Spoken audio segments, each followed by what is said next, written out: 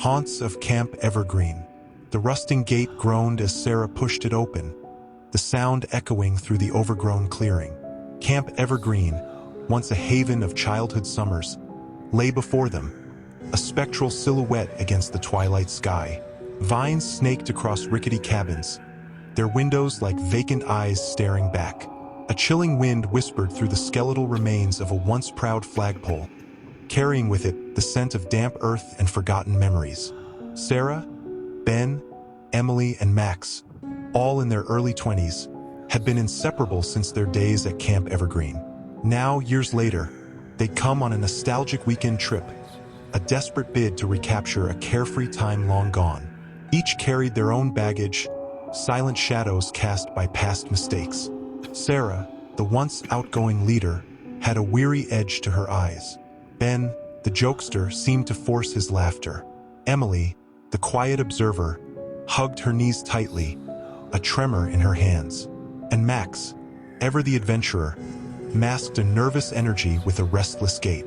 The cabins were worse inside. Dust motes danced in the dying light filtering through boarded windows. Cobwebs draped furniture like ghostly shrouds. A sense of unease settled like a shroud around them as they unpacked their meager supplies. "Remember capture the flag?" Ben said, trying to lighten the mood, his voice echoing in the cavernous room. "Yeah," Sarah forced a smile. "And the epic snowball fights in winter camp?" Memories, once joyful, now felt laced with a strange sense of foreboding. As darkness descended, they gathered around a sputtering fire in the central pavilion, the crackling flames casting grotesque shadows on the peeling paint. "Anyone else feel like we're being watched?" Emily's voice was barely a whisper. Max scoffed, "Come on, it's just your imagination." But even he couldn't shake the feeling of eyes boring into them from the surrounding woods. A loud snap, like a twig breaking, sent shivers down their spines. Ben pointed a shaky flashlight beam towards the source of the sound. Nothing, yet the feeling of unseen eyes remained. They spent the night huddled around the fire, sleep a fleeting visitor plagued by nightmares of stalking shadows. Morning arrived, tinged with a chilling mist that clung to the trees like a shroud. As they started their hike to the old swimming lake, they discovered a single, blood-stained arrow protruding from the decaying sign that marked the trail. Fear tightened its grip around their hearts. Sarah, ever the leader, tried to maintain a facade of composure, but her voice betrayed a growing fear. The hike turned into a desperate scramble. Every rustle of leaves, every snap of a twig sent them scrambling for cover. They reached the lake, an empty shell of its former glory, its water stagnant and opaque. Another arrow, this one tipped with a dark, unrecognizable substance, lay embedded in the rotting wooden dock. Panic surged through them. Their idyllic getaway had become a twisted nightmare. Back at the camp, they found the remaining cabins ransacked, their meager supplies gone. A single word, scrawled in dripping red paint across the mess hall wall, sent ice through their veins. "Remember." Sarah, remembering something from their counselor days, led them to the old counselor's cabin, a small, isolated structure at the edge of the campgrounds.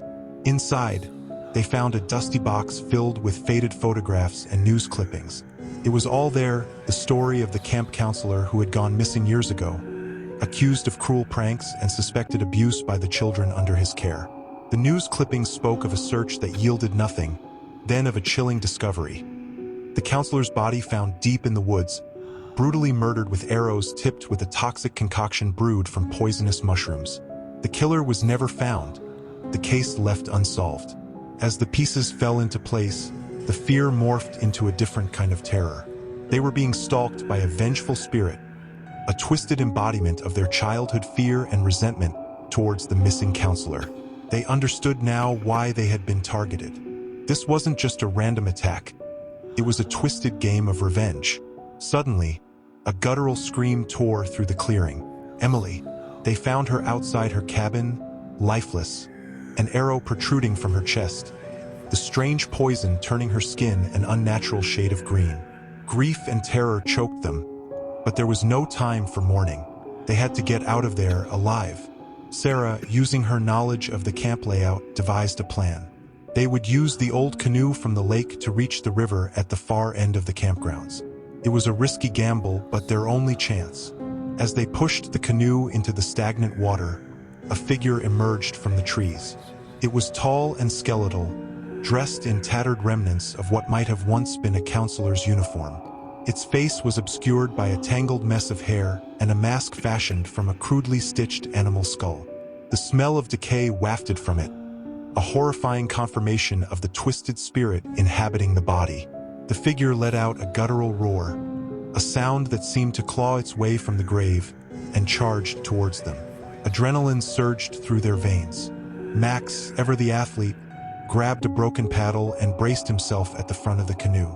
Ben, his fear momentarily replaced by a surge of protectiveness, grabbed a rusty fire iron from their meager supplies. Sarah gripped the oar with white-knuckled desperation, pushing with all her might. The chase was a blur of terror. The figure, fueled by vengeance, was relentless, its inhuman speed barely hindered by the uneven terrain. Max blocked a swipe of the spirit's clawed hand with the broken paddle, the wood splintering in a shower of fragments. Ben, eyes wide with fear, lunged at the approaching figure, thrusting the fire iron into its shoulder. It let out a piercing shriek, a sound that seemed to curdle the air. The smell of burnt flesh filled the air, momentarily distracting them. But the spirit, though wounded, continued its pursuit. Panic rose in Sarah's throat as they reached the riverbank. The water was murky and slow-moving, barely a trickle compared to the frantic pace of their pursuer. Working together in a desperate ballet of fear and survival, they managed to heave the canoe into the water. Sarah shoved them off with a final, earth-moving push. The canoe bobbed precariously as they scrambled inside. Sarah, her muscles screaming in protest, took up the oars. The current, sluggish as it was their only ally. They paddled with all their might, the sound of their desperate breaths filling the silence that followed the spirit's frustrated roar. They didn't dare look back. Every rustle of leaves, every dip in the water, sent shivers down their spines. Time seemed to stretch into infinity, each stroke of thee or an eternity. Doubt gnawed at them. Would the current be enough? Would they outrun the relentless spirit?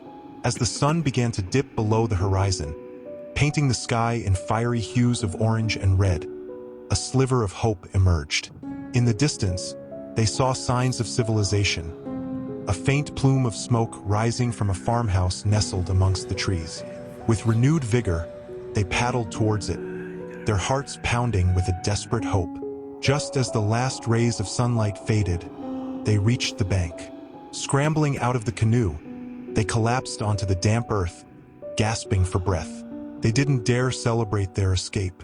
Their eyes darted around frantically, searching for the vengeful spirit. A loud scream from behind shattered their fragile peace. They turned to see the figure emerge from the trees, its rage burning in its vacant eyes. But before it could launch its attack, a shotgun blast shattered the twilight. An elderly farmer, his face etched with a mixture of shock and anger, stood on the porch of his farmhouse. The smoking barrel of his gun pointed at the retreating figure of the spirit.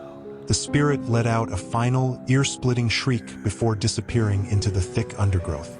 The farmer approached them cautiously, his eyes taking in their disheveled state. In a gruff voice, he asked, "What in tarnation happened out there?" Sarah, her voice hoarse, managed to stammer out a broken account of their ordeal.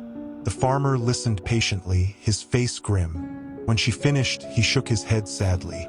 "That camp," he muttered, "always held a darkness. Poor souls." He took them inside his farmhouse, offering them warmth, food, and a much-needed respite.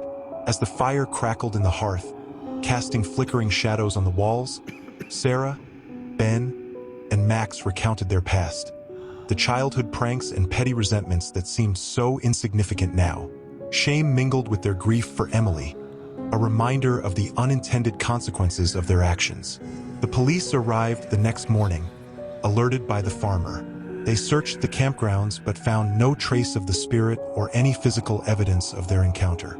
The story Sarah and her friends shared was dismissed as a drug-induced hallucination. But they knew better.